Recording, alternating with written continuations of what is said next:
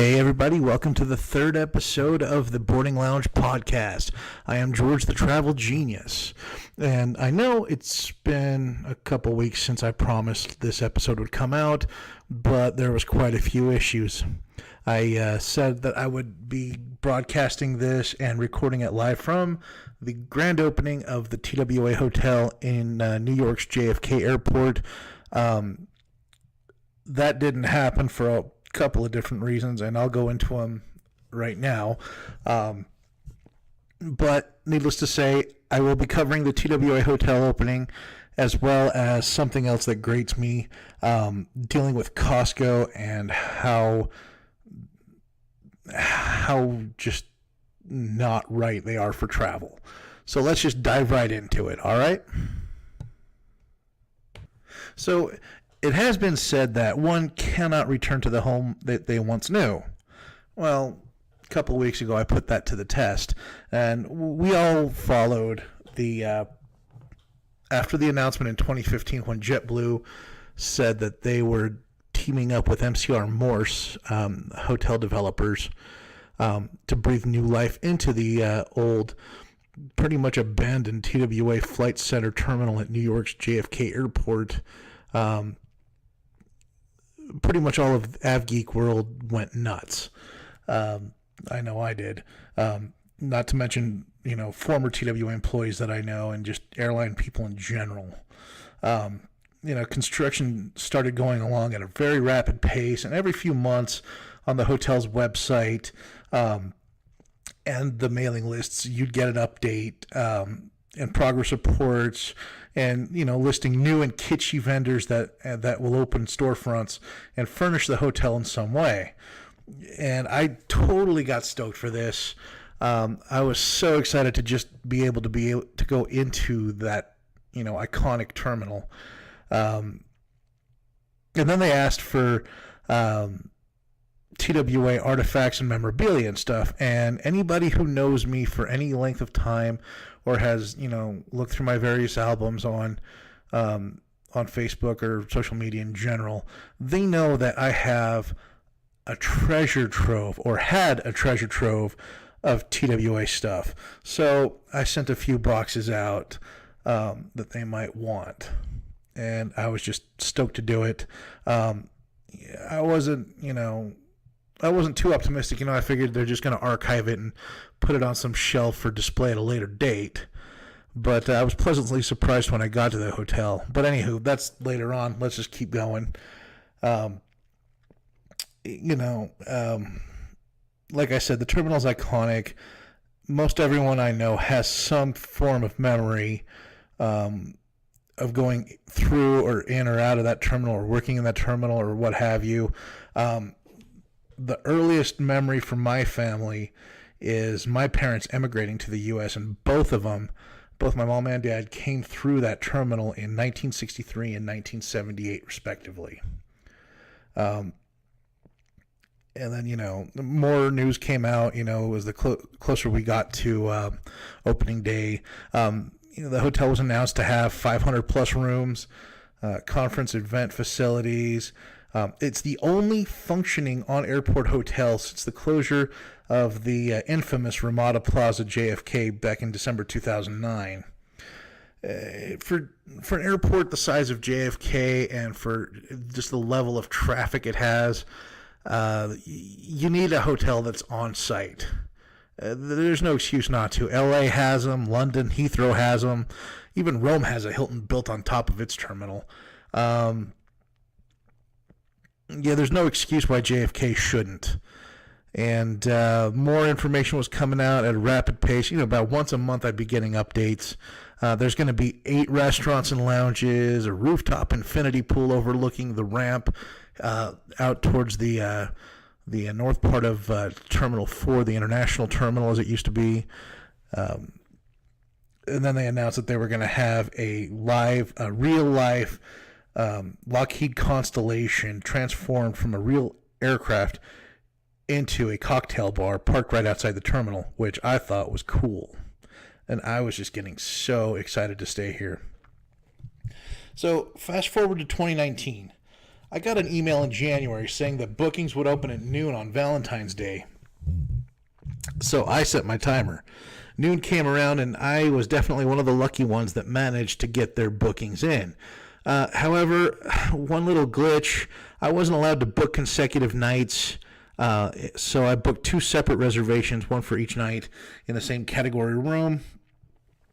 As far as I know, this little bug has been fixed from what I've heard others having later bookings. It was just one little snafu on the electronic side, and, it really wasn't that big of a deal to me, so I overlooked it. And between February and May, I'd gotten in touch with the operating manager of the hotel regarding him or somebody from his team showing me and several other industry insiders and travel agents the property before we checked in. So he said that he would be glad to take us around. And, like I said, to email him, closer to the opening date, because I'm pretty sure he was swamped from, getting everything ready for opening day and whatnot. And in the meantime, by the time I got closer to opening day, my tour had grown from, just 2 people to between 8 and 10. And I sent him an email telling him as such. No response, but it shouldn't be much of a problem for him at all. So departure day finally rolled around, and, I was so stoked. That day I had gone and picked up my tux, and did some last minute shopping, and I just couldn't wait to get back home, throw everything in the suitcase, and get going. I didn't get home till later that afternoon, but it took less than 20 minutes for me to get packed, as I usually know what I'm packing, even taking my laptop and microphone, because I promised I would have this episode recorded from the TWA hotel, but that didn't happen, like I said. But anywho, 20 minutes after, packing, and I was on my way out the door again and on my way to the airport.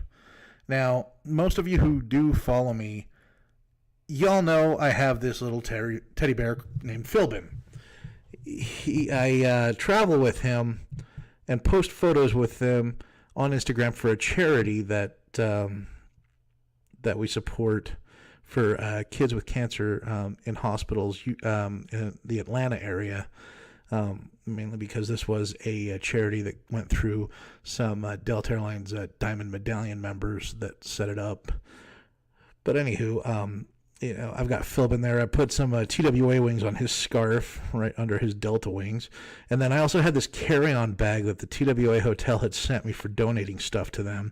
So it was this real cool, just heavy bag, really retro looking. It wasn't one of the real baggage tags, but it was the TWA hotel baggage tags with JFK on it.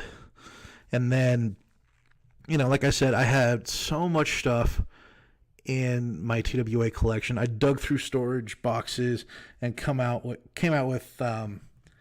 with these old school ticket jackets. If anybody remembers what those are, you'd go to the airport, they'd print out your ticket and shove it in this jacket here, and off you went.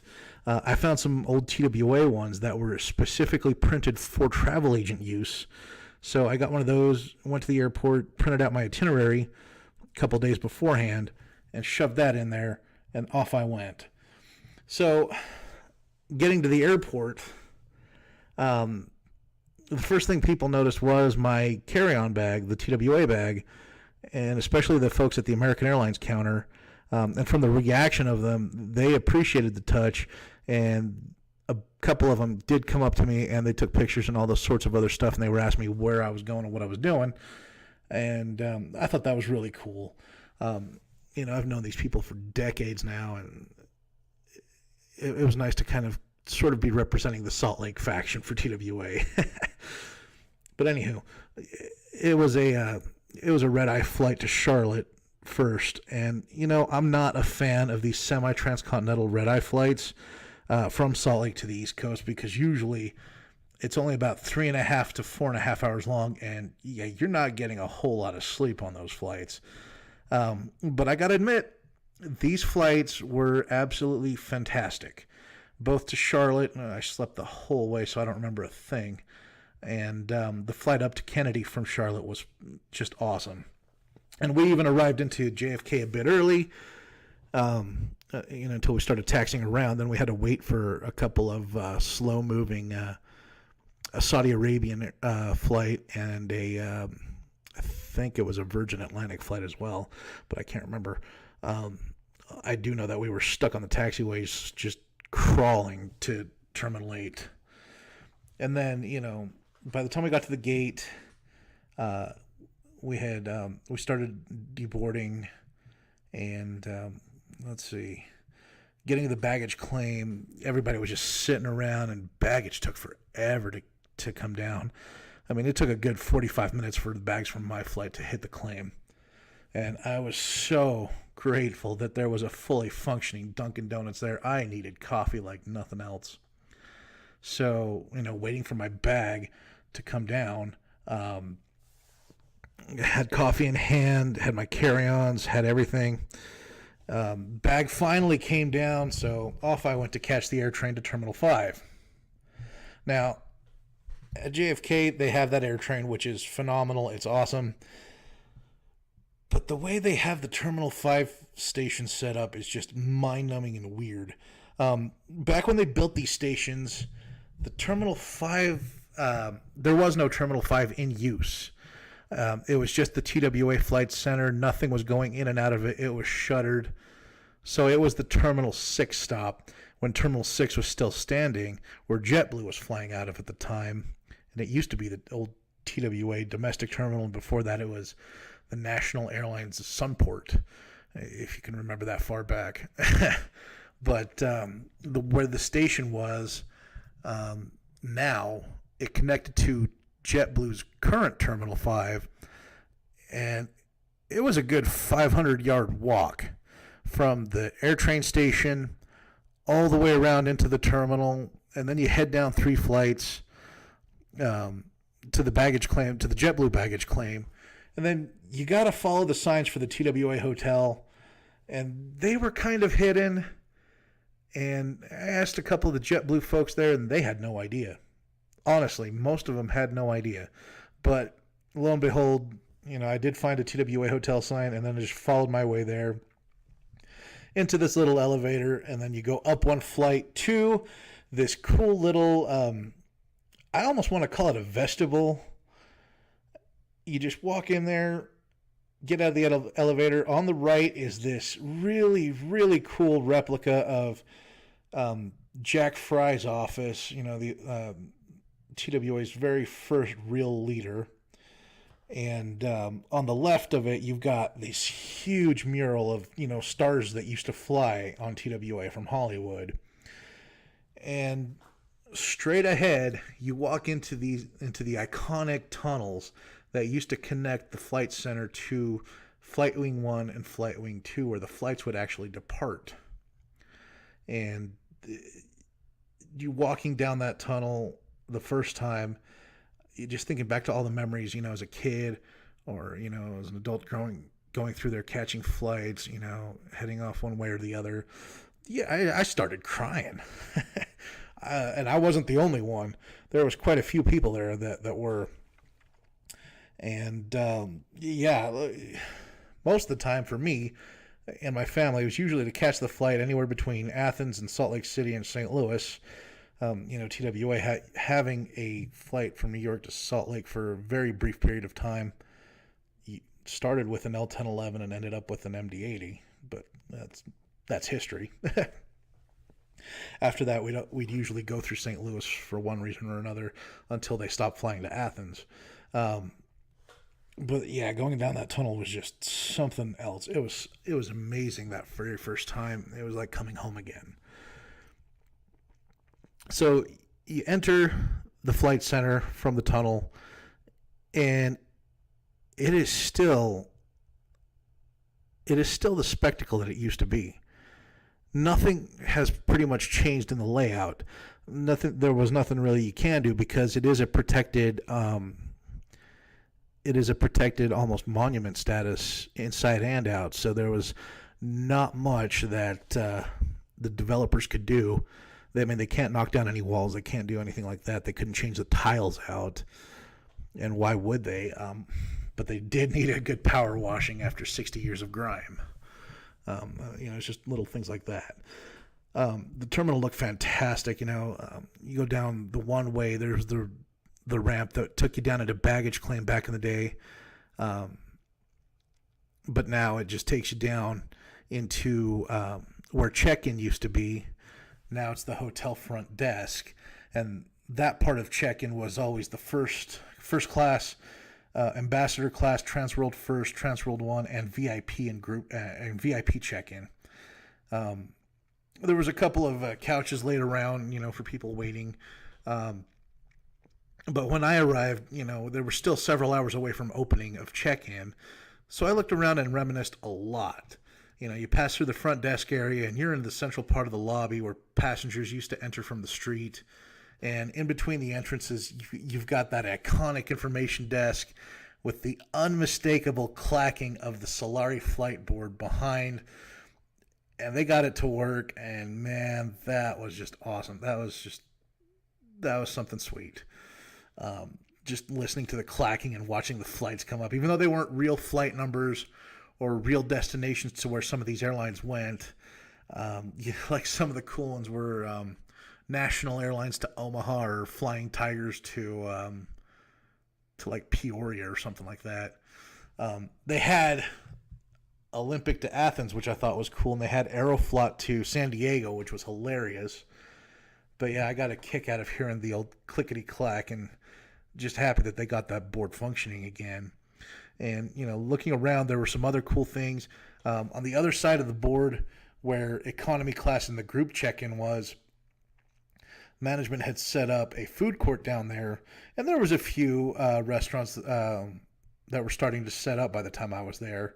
And then there were some cool other TWA artifacts as well. There was this awesome 1962 Chrysler with TWA license plates and an old electric cart that used to, tug around on the ramp, hauling bags back and forth. And then back in the center of the terminal, you go up those stairs, those iconic stairs where everybody in the world used to go through.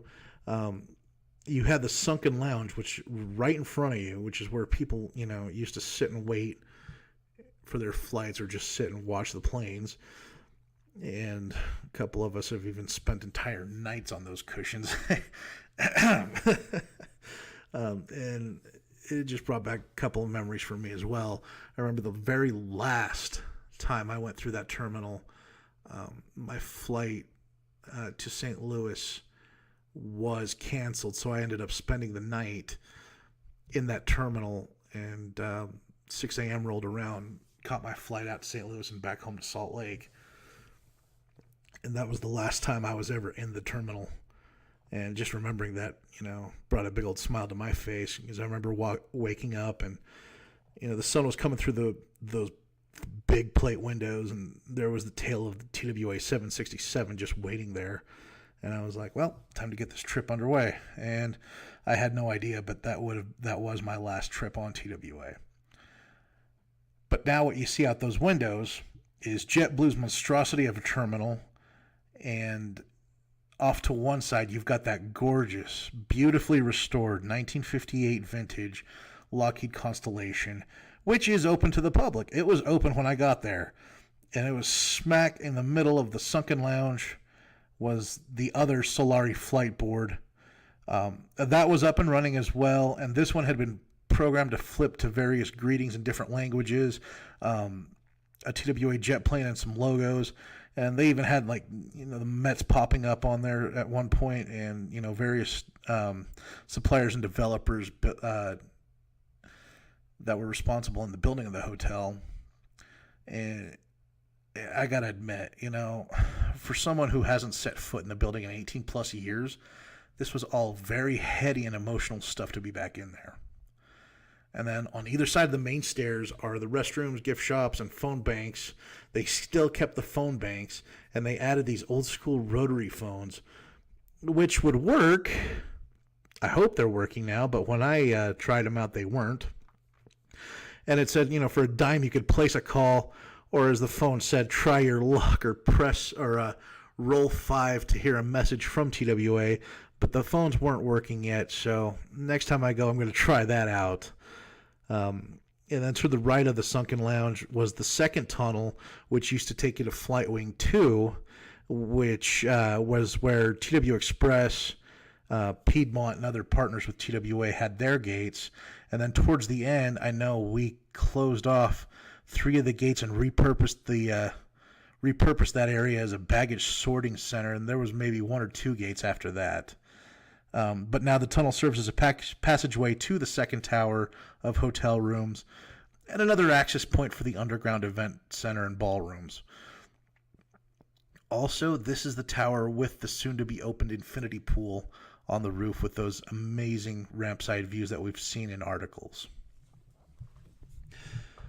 All right, so back in the flight center on either side of the sunken lounge, you got those curving stairs that headed up to the Paris Cafe and the Lisbon Lounge, now run by celebrity chef Jean-Georges, and the Old Ambassadors Club on the other side, on the north side there, or should I call it the northwest side.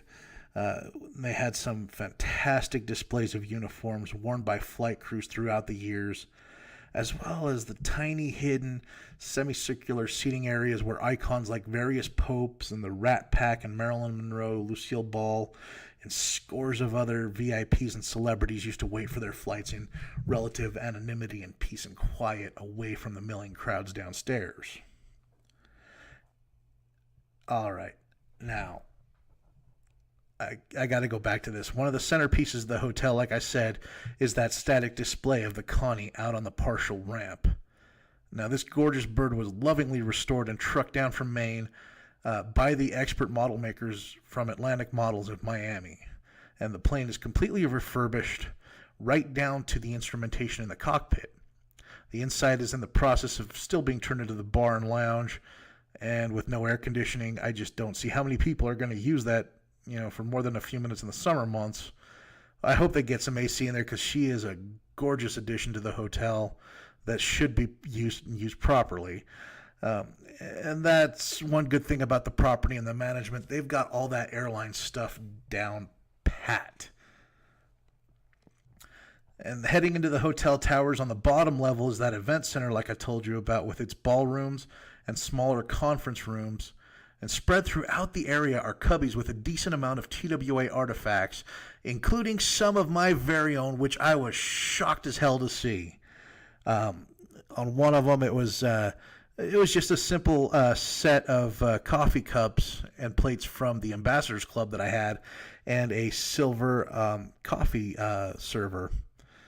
And other memorabilia in there was just awesome, and they were all displayed with care and attention to detail, and an almost complete mock-up of a galley. And then, also, there were some of the iconic, the paper dress uniforms from the 60s were also on display down there. Now, these were some of the coolest looking dresses TWA had in its history, but I know the flight attendants did not like them because they'd rip, they would tear, and they always kept duct tape on them just to fix them, and they hated them so bad. So they only lasted a few years, but they were gorgeous dresses no matter what.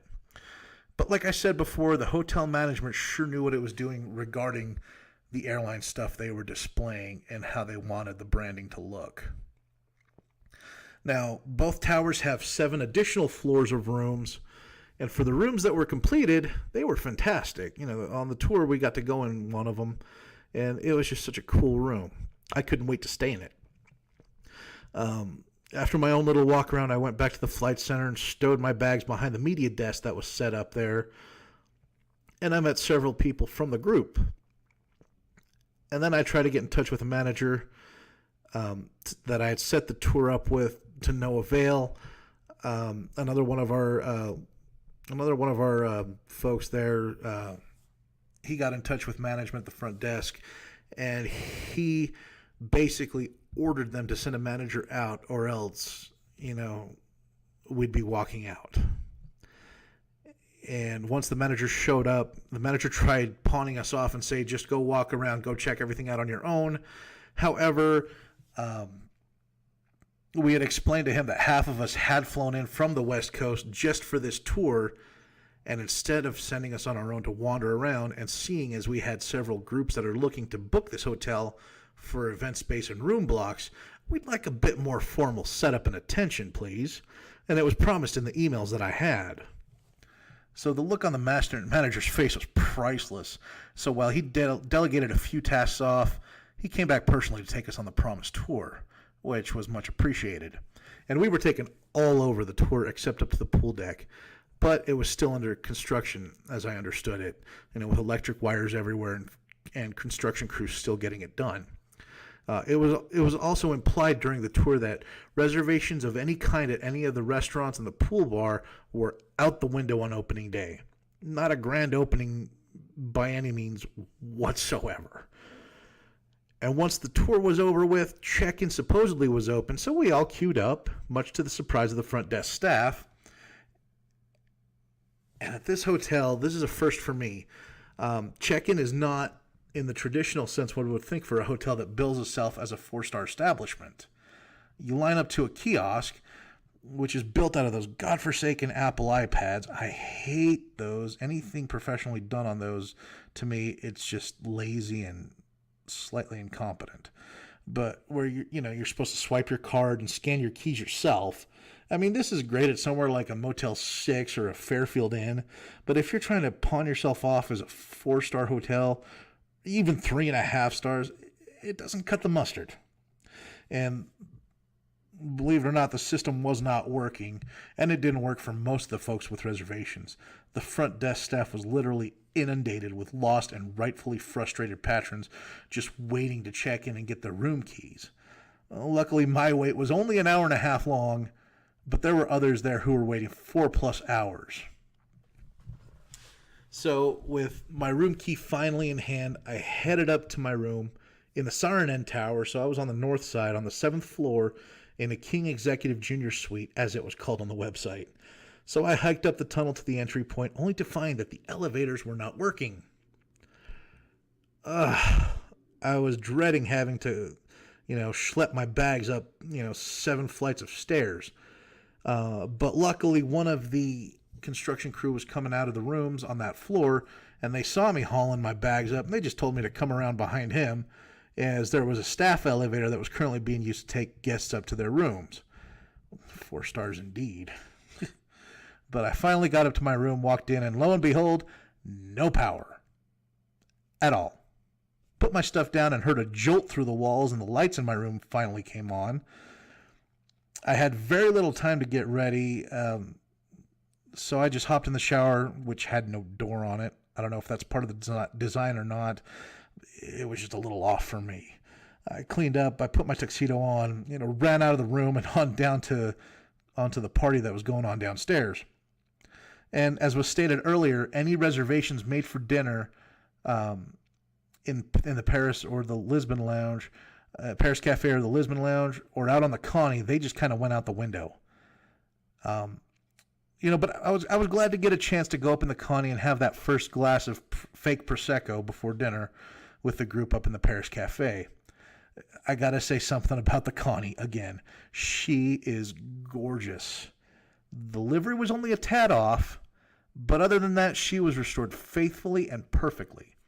She was still having work done on the inside to bring her to full bar worthiness, but I was not going to complain.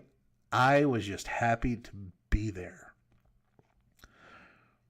So, along with the group, I took some photos with old and new friends that I'd ran into the terminal there, and even made some new ones during dinner, and I was grateful, and I made some friends with the staff there too, which I gotta admit, the staff, they were doing their utmost best to take care of us despite all the bugs and snafus and everything else.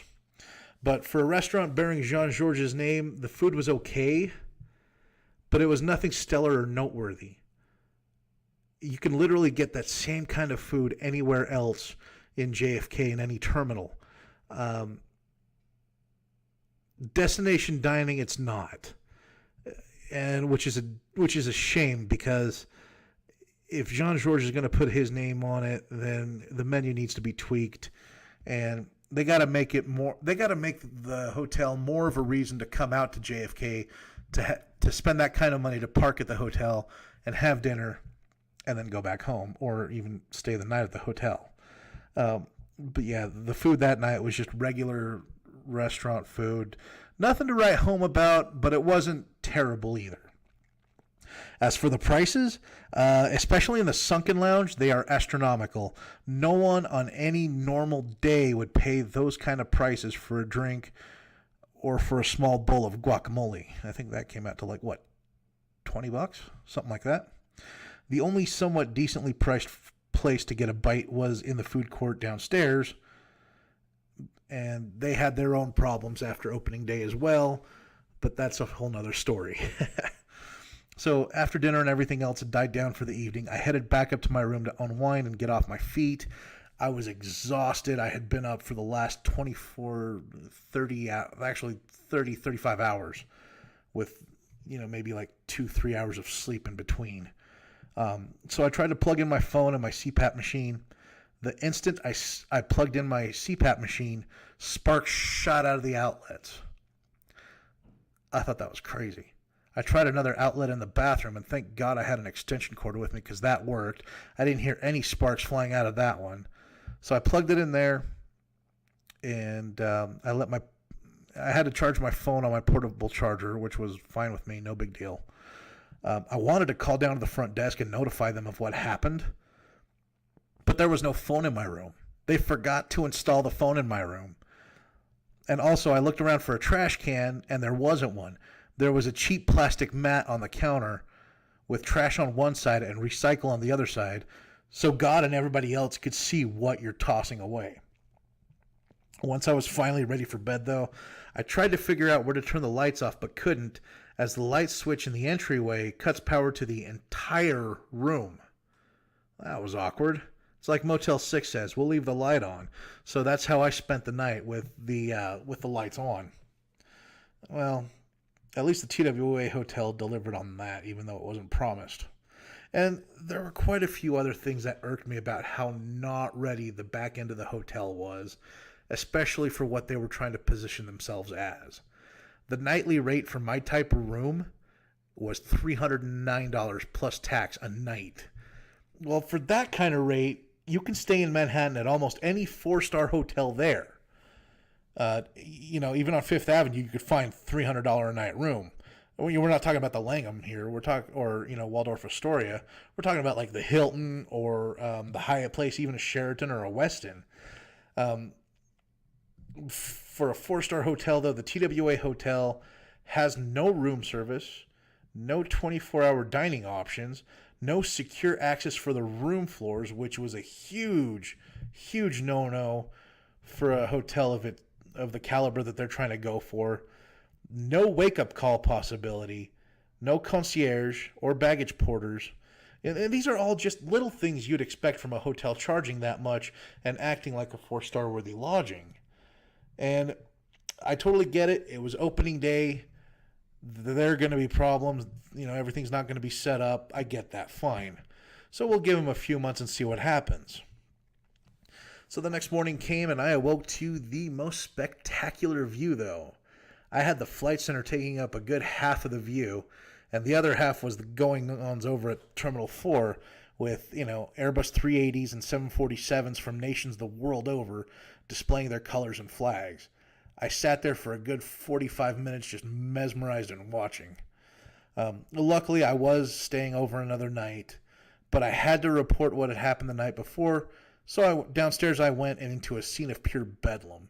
The front desk was drowning for everyone who stayed over the night before and had problems. It looks like most of the group I was chumming with had one issue or another. And then my turn finally came up. I told the agent I'm not checking out. I have one more night, and when I booked the rooms, the website wouldn't allow the 2 consecutive nights. Nor was there a number to call to fix the problem, which they have taken care of finally. Then I told her about the issues with the room and was then directed over to a supervisor who would promptly who was dealing with our group and a lot of other people and fixing our problems to our satisfaction. Or at least mostly satisfied. I can't complain myself. I kind of knew what I was getting into when I booked opening night, but I just had to be there. Hotel be damned and all.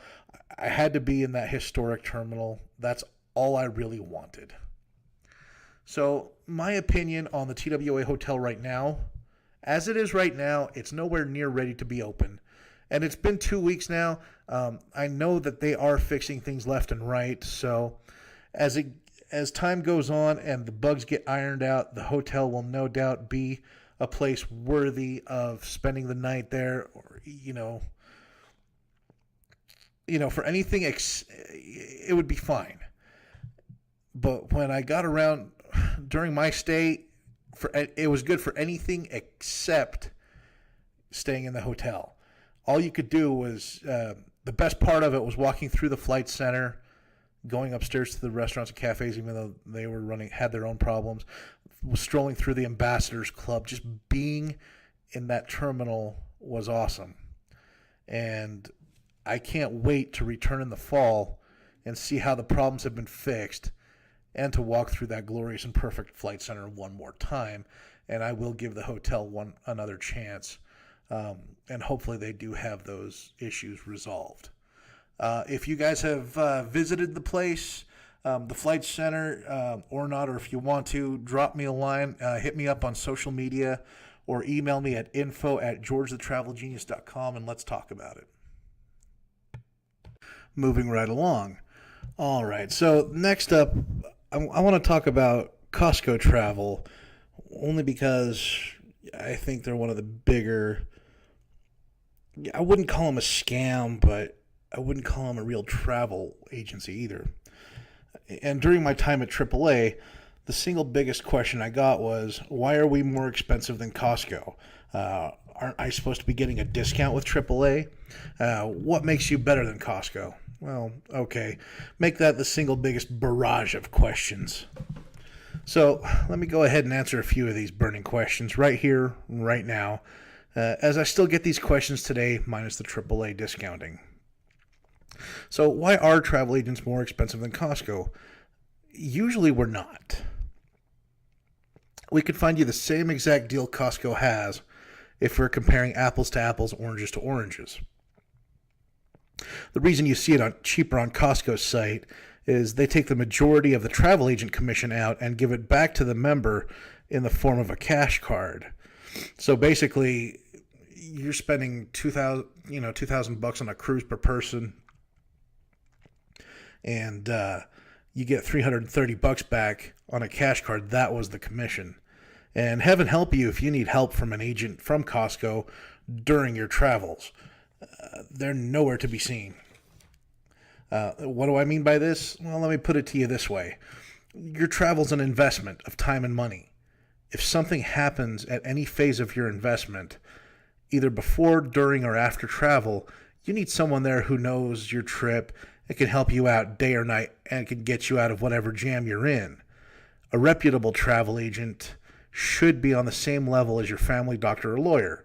For all the savings you get through Costco, if anything happens on your trip at all, there's a toll-free number to call during business hours, of course, but the person on the other end is in a call center somewhere and usually has no idea on how to help the traveler out of their problem, as they're not allowed to think for themselves or use common sense.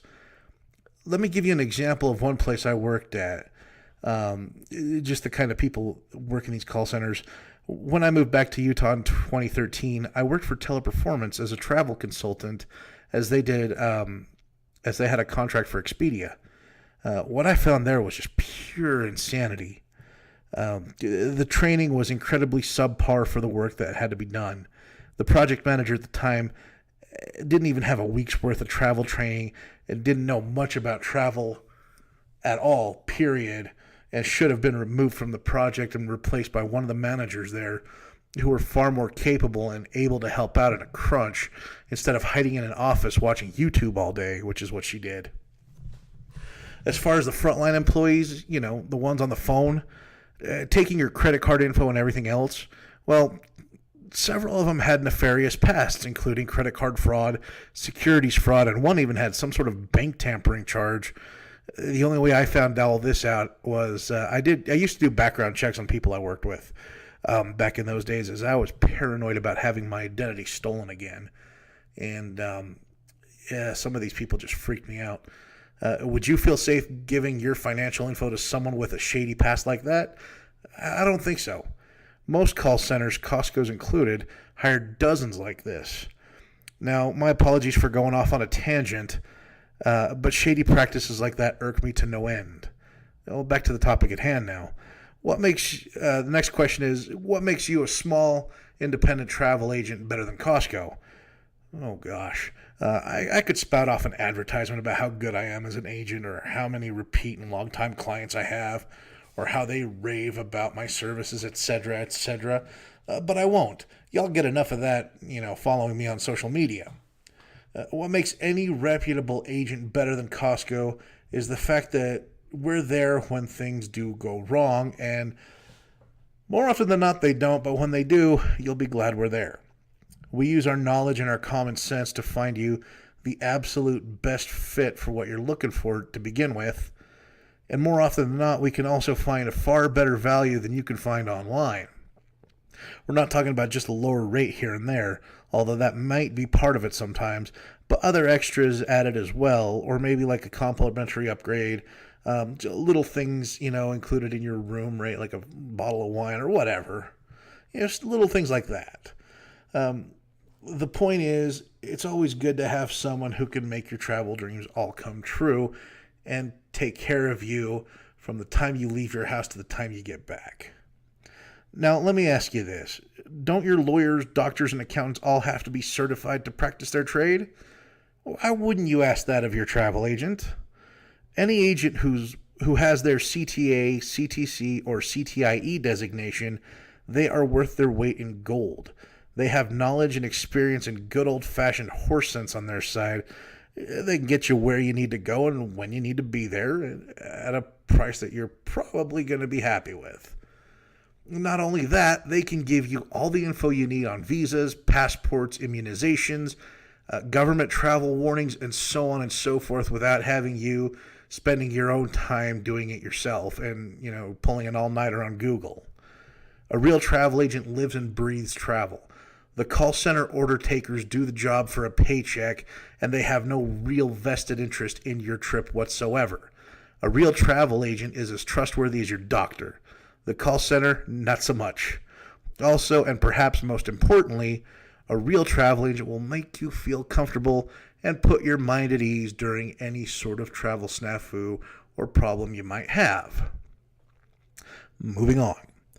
I was just perusing through the latest travel mailer that Costco sent out and dove into the terms and conditions, the fine print. I was sitting there reading when I come to the part where it says, and I quote, "The information, products, and services published herein may include inaccuracies. Costco Travel does not guarantee the accuracy of and disclaims liability for any inaccuracies, including the price, information, and or description of the products or services sold. Costco Travel is not liable for the acts, errors, omissions, representations, warranties, breaches, negligence, cancellations of any supplier, or any personal or financial losses, injuries, death, or other damages or expenses caused by service or products sold through Costco Travel. Costco Travel should not or shall not be responsible for travel delays or cancellations for any reason." Now, it might sound like the typical legal speak from a big corporation, but there's a few tiny differences than most others. Yes, Costco Travel is just the middleman selling somebody else's travel product. Where they differ with other travel sellers is the others will help you out in a jam. We will bend over backwards trying to help you out and get you back on your way. What is stated here, Costco won't lift a finger. So you as a traveler are on your own, unless you have travel insurance. Well, you get what you pay for, I guess. I would love to hear your thoughts on this. I'm not a fan of, I love going to Costco and I love what they have. I just don't like their travel offerings, nor do I like their policies and the way they do things. So, like I said, I'd love to hear your thoughts on this. Hit me up on social media or email me.